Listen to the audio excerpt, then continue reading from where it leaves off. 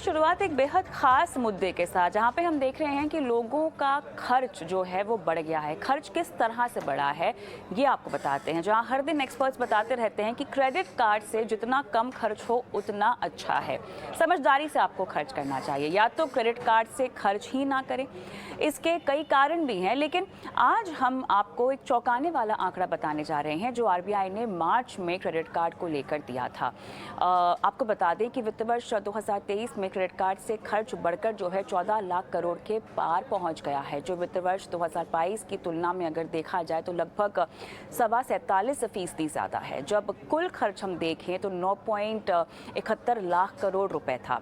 महामारी से जुड़े प्रतिबंधों में ढील मिलने के बाद से ही खर्च बढ़ रहे हैं। पिछले एक साल से खर्च बहुत तेजी से बढ़ा है और कहीं कार्डों की संख्या में भी हमें बढ़ोतरी देखने को मिल रही है और कहीं ना कहीं हम देख रहे हैं कि बैंक्स ने ज़्यादा कार्ड्स भी इशू करना शुरू कर दिया है। वित्त वर्ष 2023 में बैंकिंग इंडस्ट्री ने लगभग 116 लाख कार्ड जोड़े हैं, जिसमें वित्त वर्ष 2022 के 111 लाख की तुलना में मामूली इजाफा है। लेकिन कैसे इसको हमें देखना चाहिए, और ये केवल क्रेडिट कार्ड के स्पेंडिंग की बात नहीं हो रही, क्रेडिट कार्ड से किए गए खर्च की बात नहीं हो रही है। पर्सनल लोन्स जो लिए जा रहे हैं उसमें भी इजाफा हो रहा है और ये रिकॉर्ड लेवल पर पहुंच गए हैं। तो ओवरऑल लोग जो हैं अपने ऊपर फाइनेंशियल लाइबिलिटी जो है, कर्ज जो है, जो क्रेडिट कार्ड की स्पेंडिंग से ले रहे हैं, इसके खर्च से ले रहे हैं, पर्सनल लोन के जरिए ले रहे हैं। आजकल एक क्लिक पर आपको जो है लोन मिल जाता है, तुरंत बिना किसी दस्तावेज को जमा किए आपको पैसे मिल जाते हैं आपकी सहूलियत के मुताबिक। प्लान करके आप कर रहे हैं तो सही है, अगर आपको पता है कि इसको कैसे चुकाना है, इसका भुगतान कैसे करना है, तब तक तो सही है। पंगा तब है या रोड़ा तब है जब आप इसको ना चुका पाए, जरूरत से ज्यादा अपने ऊपर आर्थिक कर्ज ले लें। समझते हैं इस पूरे मुद्दे को। रितेश श्रीवास्तव सीईओ फ्रीड हमारे साथ जुड़ गए हैं, फिरोज अजीज डिप्टी सीईओ आनंद रांची वेल्थ हमारे साथ है, अनिल पिनापाला फाउंडर और सीईओ विफी इंडिया फाइनेंस हमारे साथ है। आप तीनों का स्वागत है हमारी इस बेहद खास पेशकश में। फिरोज, चौंकाने वाला आंकड़ा इसीलिए मैं कहूँगी क्योंकि ये रिकॉर्ड हाइस पर है और क्रेडिट कार्ड स्पेंडिंग के लिहाज से अगर इस आंकड़े को देखना चाहे, जो क्रेडिट कार्ड इशू किए गए हैं बैंकों की तरफ से, वो आंकड़ा देखा जाए, या पर्सनल लोन का जो आंकड़ा है वो देखा जाए, इस आंकड़े को आप कैसे पढ़ रहे हैं फिरोज, कैसे देख रहे हैं?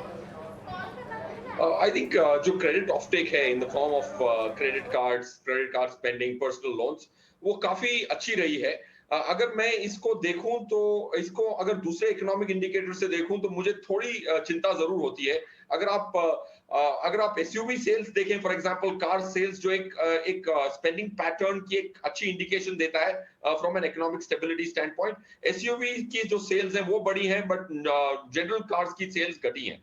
तो मुझे लगता है कि काफी जो अनएम्प्लॉयमेंट की रेट्स हैं उसकी वजह से जो दिक्कतें आ रही हैं हाउस होल्ड्स को, इसीलिए I think borrowing, specially personal loan का आंकड़ा काफी मुझे स्केरी लगता है। And I think credit card का तो I think the spending pattern, जैसे ही फाइनेंशियल इंक्लूजन हुआ है लास्ट 5-6 इयर्स में, जो फाइनेंशियल इंक्लूजन हुआ है उसकी वजह से जो क्रेडिट कार्ड्स की जो मात्रा है वो बढ़ी है, उसकी यूसेजेस बढ़ी है। एयर ट्रैवल बढ़ती है तो क्रेडिट कार्ड के इशुएंसेस बढ़ते हैं, क्योंकि बहुत सारे फ्रिल्स होते हैं एयरलाइन से। तो आई थिंक क्रेडिट कार्ड का आंकड़ा मुझे ज्यादा चिंतित नहीं करता, मुझे तो एक फाइनेंशियल इंक्लूजन की इंडिकेशन देता है। It's a great proxy for that. But अगर मैं पर्सनल लोन का आंकड़ा देखूं, दैट्स अ लिटिल वरीसम, क्योंकि रूरल डिमांड में अगर हम एफएमसीजी की डिमांड्स को पढ़ने की आंकड़े की कोशिश करें तो हमें लगता है कि पैसों की दिक्कत है, इसीलिए पर्सनल लोन का आंकड़ा भी थोड़ा बड़ा है। कविता जी। चलिए, अब जो फिरोज ने कहा है इसी को हम आगे समझना चाहेंगे। रितेश, ये बताएं, आपके प्लेटफॉर्म पर ये जो आंकड़े हमें दिखाई दे रहे हैं, खासतौर से अगर मैं पर्सनल लोन पर शायद आपके साथ अगर फोकस करना चाहूँ, आपके प्लेटफॉर्म पर किस तरह का रिस्पॉन्स आता हुआ दिखाई दे रहा है? क्या आप भी इन आंकड़ों से इत्तेफाक रखते हैं? कविता, जो हमारे प्लेटफॉर्म पे लोन्स एनरोल हो रहे हैं रिलीफ के लिए, उसमें हमें एक 50-50 स्प्लिट दिख रहा है between credit cards and personal loans. Now मेरा एक डिफरेंट व्यू पॉइंट है ऑन दिस 1.37 लाख करोड़ का जो आपने अमाउंट दिया, जो रिसीवेबल्स में है, क्रेडिट कार्ड आउटस्टैंडिंग में है। इफ आई वे टू, अगर मैं इस डेटा को ब्रेक डाउन करूं तो किसी भी बैंक के, यानी एक मेजर बैंक के का डेटा एनालिसिस है, 37% ये रिसीवेबल का जो है वो ईएमआई वाले बोरोवर्स का होता है। 24-25% वो है जो रिवॉल्व कर रहे हैं अपने बैलेंस को मंथ ऑन मंथ। और करीब 39-40% है जो ट्रांजैक्ट करते हैं, मतलब वो अपनी बैलेंस को पूरा मंथली पे कर रहे हैं। मैं अगर लेंडिंग और लेंडर के स्टैंड पॉइंट से देखूं तो मेरा सबसे ज्यादा प्रॉफिट रिवॉल्विंग वाले बोरोवर्स पे है, बिकॉज मेरा नेट इंटरेस्ट मार्जिन उन पे सबसे ज्यादा है। लेकिन सबसे ज्यादा रिस्की बोरोवर बेस भी यही है, जो बोरोवर्स अपने बैलेंसेस के मंथ ऑन मंथ रिवॉल्व कर रहे हैं और उस पे 4% इंटरेस्ट मंथ ऑन मंथ दे रहे हैं। उन बोरोवर्स का, और डेटा ये भी सजेस्ट करता है कि 90% of the default is happening from the same revolver base, which is 25%. तो आपका अगर आप डेटा देखेंगे तो करीब 34,000 करोड़ बोरोवर्स जो नेट रिसीवेबल में हैं अभी मार्च के डेटा के हिसाब से, वो एक रिस्क पे हैं, because they are just one bad news away from not being able to pay the minimum payments. Anil, आपके प्लेटफॉर्म पर जो फिलहाल लोन दिया जा रहा है या लिया जा रहा है, वो उसकी टिकट साइज़ क्या है? अगर मैं थोड़ा सा डेटा आपसे समझना चाहूँ कि ये बड़े शहर या छोटे मझौले शहरों से लोग हम देख रहे हैं कि आपके प्लेटफॉर्म पर आकर लोन ले रहे हैं, कितना टिकट साइज़ है और पेइंग बैक क्षमता लोगों की क्या है? हमारे प्लेटफॉर्म में अभी देखें तो हम लोग लोन जो देते हैं वो ऑन एन एवरेज 25,000 से लेके 2 लाख रुपए का लोन का भुगतान करते हैं हम लोग। और हमारे जो कस्टमर्स है, जो ग्राहक है हमारे लोन के, वो हमारा डिस्ट्रीब्यूशन, जो फिरोज पहले बोल रहे थे कि हमारा फाइनेंशियल इंक्लूजन वाला इनिशिएटिव है। अभी जो आप अपना हमारा डिस्ट्रीब्यूशन देखेंगे लोन्स का, तो ऑलमोस्ट 50% लोन टीयर 2 और टीयर 3 सिटी से, टीयर 1 से नहीं है।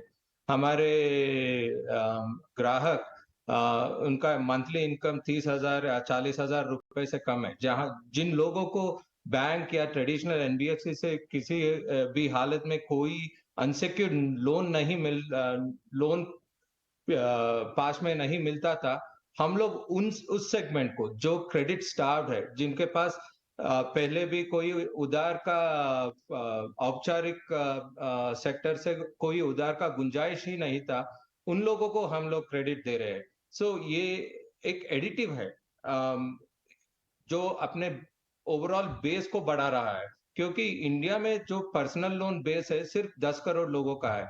हम जो लोगों को लोन दे रहे हैं वो अगले 30 करोड़ 40 करोड़ लोगों को है, जो फॉर्मल क्रेडिट सिस्टम में अभी उनका पार्टिसिपेशन काफी कम है। चलिए, अब इन्हीं लोगों की बात करते हैं फिरोज, और क्या किसी तरह की रीडिंग आपके पास मौजूद है या कोई जानकारी मौजूद है जो इस तरह के लोन्स में एक एनपीए के आंकड़े को दर्शाती है? देखिए कविता जी, अगर हम डेलिक्वेंसी रेट्स की बात करें तो आई थिंक डेलिक्वेंसी रेट्स बहुत डिफरेंट स्ट्रेटास में डिफरेंट होती हैं। जैसे कोई क्रेडिट रोल कर रहा है, जैसे हमारे को पैनलिस्ट जी भी कह रहे थे, तो उनकी एक बुरी खबर आएगी तो वो डेलिक्वेंसी हो जाएगी, वो एनपीए हो जाएगा, उनके रिपेमेंट की क्षमता खत्म सी हो जाएगी। तो पॉइंट में ये कहूंगा कि I think her different stages में डिफरेंट डेलिक्वेंसी रेट्स हैं, पॉइंट 1। पॉइंट 2, मेरे हिसाब से अगर हम देखें कि रीपेमेंट्स की जो क्षमता है, वो जैसे ही ब्याज दर ज्यादा होता है, देखो पर्सनल लोन सबसे expensive, one of the most expensive borrowings माना जाता है, क्योंकि उसमें बहुत सारी सुविधा होती है, कोलैटरल की जरूरत नहीं पड़ती है, हैसल फ्री एप्लीकेशन हो जाता है। तो उसमें जो 13, 14, 17% तक भी पर्सनल लोन इंसान लेता है, उसमें जाहिर सी बात है अगर आप रीपेमेंट नहीं करेंगे तो 3 साल में, 4 साल में आपको दुगने पैसे वापस करने पड़ेंगे। उधर डेलिक्वेंसी रेट्स ऑलमोस्ट 4%, 5% भी जाती हैं। तब जाके एक एनबीएफसी, अगर हमारी सिस्टर कंपनी की बात करूं जहां जो बहुत रिटेल लेंडिंग नहीं करती, तो वो ऐसे प्राइस करते हैं लोन ताकि उनकी निम जो है, नेट इंटरेस्ट मार्जिन, 2 से 3, 4% बन सके। So I personally think 3-4% delinquencies are being seen, but I think these are approximate numbers, not precise ones. British आने वाली तिमाहियों में क्या आप इस ट्रेंड को और बढ़ता हुआ देख सकते हैं? क्या अभी ही इस तरह का चलन क्या आप भांप पा रहे हैं? और दूसरी एक बात ये कि जो फिलहाल फाइनेंशियल बिहेवियर हम देख रहे हैं लोगों का, जो खर्चों के लिहाज से बढ़ता हुआ दिखाई दे रहा है, क्विक मनी के लिहाज से बढ़ता हुआ दिखाई दे रहा है, हालांकि बहुत ज़रूरी है कि आपके पास एक रीपेमेंट स्ट्रैटेजी हो, लेकिन जो एक बहुत अट्रैक्टिव चीज़ है वो ये है कि आपको इस तरह के लोन्स और क्रेडिट कार्ड, क्योंकि आसानी से आप स्वाइप कर लेते हैं, पैसा आपके पास है, ये सहूलियतें हैं कहीं ना कहीं जो आपकी आर्थिक ज़िंदगी को आपको लग रहा है कि आसान बना रही हैं। लेकिन अगर एक रीपेमेंट स्ट्रैटेजी आपके पास नहीं है तो शायद यही सहूलियत, यही आसानी आपके लिए एक बहुत बड़ी मुसीबत भी बन सकती है। रितेश, ऐसे कौन से ट्रिगर्स हैं या ऐसे कौन कौन से फैक्टर्स हैं जिनके चलते आप शायद ये कह पाएँ कि ये ट्रेंड आने वाली तिमाहियों में बढ़ने ही वाला है, या स्थिति इसकी बिल्कुल उलट है? कैसे पढ़ रहे हैं? तो कविता, आपने बहुत वैलिड पॉइंट बोला कि द सेम ट्रेंड जो आपको, द सेम हैबिट्स जो आपको सहूलियत दे रहे हैं, वही ट्रेंड और वही आदत आपको डिलिंक्वेंसी में या परेशानी में डाल सकते हैं। जो ट्रिगर्स हमें देखने को मिल रहा है, वो ट्रिगर्स हमें देखने को मिल रहा है कि लेवरेज बोरोवर्स का बढ़ते जा रहा है, और मोस्टली ये यंग बोरोवर्स हैं, 29 टू 32 एज ग्रुप के बोरोवर्स हैं, जो हमारे इंडिया में 65% of the population below 35 age group है। ये एक फैक्टर ऑफ रिस्क लग रहा है मुझे। दूसरा, नए फॉर्म्स ऑफ क्रेडिट जो आ रहे हैं, जो एक वल्नरेबल बोरोवर साइन अप कर लेते हैं, buy now pay later, travel now pay later, care now pay later, EMIs on credit cards, app loans conveniently available at very high interest rates, ये थोड़े से जो ओवर अबंडेंस ऑफ क्रेडिट हो गया है, ये थोड़ी एक प्रॉब्लम है।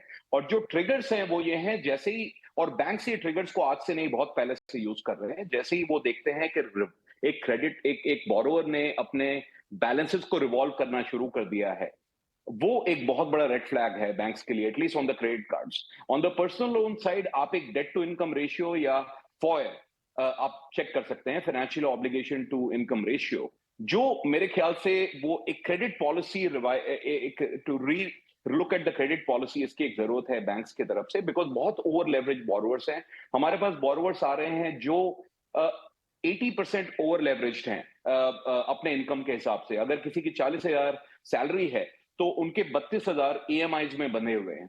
तो अगर वैसे लोग और लोन लेने की कैपेसिटी रखते हैं और लेना चाहते हैं, तो ये एक बहुत बड़ा ट्रिगर है। दूसरा, कंजम्पशन जैसे बढ़ेगा, Kavita, unfortunately consumption will be riding on the credit, और ये प्रॉब्लम थोड़ी बढ़ेगी। So I think borrower literacy, awareness on how to deal with credit, वापस back to the school in terms of budgeting को समझना, अपने एक्सपेंसेस को समझना, और बोरो नहीं करना अपने रीपेमेंट कैपेसिटी के बियॉन्ड, ये बहुत ज्यादा जरूरी है। तो एक फाइनेंशियल लिटरेसी की जरूरत है, जो हम प्लेटफॉर्म के थ्रू कई बोरोवर्स को हेल्प कर रहे हैं और उनको डेट ट्रैप से निकाल रहे हैं। अनिल, अपने प्लेटफॉर्म का जो अब तक का एक्सपीरियंस है, अनुभव है, वो बताया रितेश ने। आप क्या कहते हैं, आपके किस तरह के बोरोवर्स हैं, और आपको भी क्या आने वाले वक्त में ये ट्रेंड और जोर पकड़ता हुआ दिखाई दे रहा है? हम लोगों को दो चीज समझना है। एक जो फिरोज और रितेश बोल रहे थे कि अभी जो क्रेडिट कार्ड एक्सपेंसेस में ओवर लिवरेज सिचुएशन दिख रहा है थोड़े ग्राहकों में, वो सिर्फ उनको, उन लोगों को प्रोफाइल में दिख रहा है जिनको ऑलरेडी क्रेडिट अवेलेबिलिटी ज्यादा है, जिनके पास बैंक का लोन हो, जिनके पास एनबीएफसी का लोन हो, जिनके पास होम लोन हो, जिनके पास व्हीकल लोन हो, उनको, उनके पास क्रेडिट कार्ड भी है, उनके पास और एक पर्सनल लोन है। वो बोरोवर तो हर हालत में प्रोबेबली ओवर लिवरेज्ड है, और उन लोगों को काफी सावधानी बरतनी होगी कि वो अपने रीपेमेंट स्ट्रेटेजी क्लियर हो, क्योंकि जिस हिसाब से उनके खर्चे हैं उस हिसाब से उनका कर्जा भी होना चाहिए। मगर अगर आप हमारे प्लेटफॉर्म में जो ग्राहक आ रहे हैं उनके हिसाब से देखेंगे तो वो एक अलग ही सेगमेंट है, जिनको बिल्कुल औपचारिक रूप से उनको फॉर्मल क्रेडिट इंस्टीट्यूशन से वो कोई क्रेडिट ही नहीं मिल रहा है। जो एक इंसान है जो या एम्प्लॉय है जो 10 साल से एक मैन्युफैक्चरिंग यूनिट में 10-20 हजार के इनकम पे काम कर रहा है, उनको कोई अनसिक्योर्ड लोन मिलने की गुंजाइश ही नहीं है, तो उनको ओवर लेवरेज होने का गुंजाइश भी काफी कम है। जब हम इन लोगों को फॉर्मल क्रेडिट सिस्टम में लेके आ रहे हैं, और अगर वो एक अनसिक्योर्ड लोन का रीपेमेंट पीरियोडिकली करते हैं, जिसमें borrower literacy place a very important role, और जिस पर हम लोग फोकस करते हैं कि उनका they understand the importance of repayment on time, जो 25,000 50,000 का पर्सनल लोन लेके वो सही हिसाब से रीपे करेंगे तो उनका फॉर्मल क्रेडिट सोसाइटी में एंड और क्रेडिट रिपोर्ट और क्रेडिट ब्यूरो स्कोर की इंप्रूवमेंट जो हो जाती है उस वजह से उनको सिक्योर्ड लोन्स बैंक से भी मिल सकते हैं। अच्छा फिरोज, वैसे ट्रेडिशनली देखा जाए तो भारतीय उस माइंडसेट के होते हैं जो बचाना जानते हैं। एक बार निवेश करना शायद नहीं समझ पाए या उसकी शुरुआत वो अपने जीवन में देर से कर लें, लेकिन इतना तो वो समझते हैं कि पैसे बचाने चाहिए, ज़रूरत से ज़्यादा खर्च नहीं करना चाहिए। लेकिन बार बार जो इस चर्चा में एक चीज़ निकली है कि ये जो आंकड़ा है ये मिलेनियल्स का है, ये जो आंकड़ा है ये जेनजी का है। तो एक तरफ फिरोज बात हो रही है जेनजी मिलेनियल्स के खर्च की, और एक तरफ बात हो रही है जो मैं अभी आपसे पूछ रही हूँ जेनजी मिलेनियल्स के निवेश को लेकर। कहाँ पड़ला भारी है, कहाँ जागरूकता ज़्यादा है, कहाँ जागरूकता कम है? फिरोज। कविता जी, जैसे आपने कहा, हम इंडियन सोसाइटी में हम जब भी पले बड़े हैं हमें बोला जाता है कि जितनी चादर है उतनी फैलाओ, ज्यादा खर्च मत करो। ये जो माइंडसेट से हम पले बड़े हैं, बट इसमें काफी तेजी से ये चेंज जरूर आ रहा है। देखिए हमारे पे जैसे वेस्टर्न वर्ल्ड का जो कल्चर है जहाँ पे लोग क्रेडिट कार्डों पे जिंदा होते हैं, काफी लोग अपनी अगले एक साल की कमाई खर्च कर चुके होते हैं और एक दो साल आगे चल रहे होते हैं क्योंकि उनकी जो सोशल सिक्योरिटी सिस्टम है काफी स्ट्रांग है। इंडिया में वो नहीं है। बट अब इंडिया में जो मार्केटिंग एफर्ट हो रहा है ताकि आपको ये वेस्टर्न कल्चर जो स्पेंडिंग पैटर्न्स की जो हैबिट्स हैं उनको वैसे पैराडाइम शिफ्ट करने की जो कोशिश चल रही है उससे हम बच नहीं पा रहे हैं। आज मैं आपको अपना खुद का उदाहरण देता हूं। मैं मैसूर आया हूं, my parents and sister live.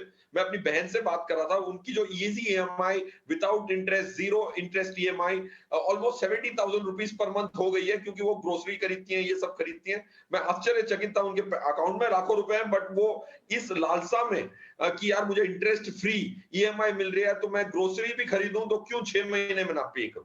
तो ये जो एक्स्ट्रा एक्सपेंडिचर हो रहा है, ऑलमोस्ट लोगों का एक्सपेंडिचर डबल हो चुका है because of this marketing ploy of easy payments. जैसे रितेश जी कह रहे थे कि you can fly today, you can travel today, pay later. इस पे डेफिनेटली एक 30-40% इजाफा हो रहा है in not just Gen Z millennials but उसके पहले की जो जनरेशन है उन पे भी एक साइकोलॉजिकल इंपैक्ट जरूर हो रहा है और ये चिंताजनक बात है। पॉइंट 1। पॉइंट 2, मिलेनियल्स और जेनजी काफी स्मार्ट हैं, वो इन्वेस्टिंग भी कर रहे हैं और स्पेंडिंग भी कर रहे हैं। मुझे ये बहुत अच्छा लगता है क्योंकि आपने ये भी आंकड़ा पढ़ा कि 14,300 करोड़ की एसआईपी भी चल रही है। ये Gen Zs and millennials are still smart, उनकी एक्सपेंडिचर बढ़ा रहे हैं, वो अपनी रिटायरमेंट की सोच भी रहे हैं। वो रियल एस्टेट में पैसा नहीं डाल रहे, वो एक्सपीरियंसेस पे पैसा डाल रहे हैं। Then there is a balance, unlike my sister who is only changing her spending patterns, not her investing patterns. So ये dichotomy is very apparent to naked eye, Kavita ji. बिल्कुल। तो कुल मिला के हमने इस पूरी चर्चा को समझने की कोशिश की है और कहाँ पर खर्च हो रहा है, किस तरह से निवेश को लेकर लोग आगे बढ़ रहे हैं इसका, और जो फाइनेंशियल बिहेवियर है लोगों का, जो पैसों को लेकर समझ और खर्च करने को लेकर रणनीति है वो आपको किस तरह से बनानी चाहिए, इस पर पूरी समझाइश आप सभी ने दी। रितेश आपका और अनिल आपका बहुत बहुत धन्यवाद, आपने समय निकाला इस चर्चा में दर्शकों का मार्गदर्शन किया। चलिए, लेकिन हम अब शो को आगे बढ़ाते हैं और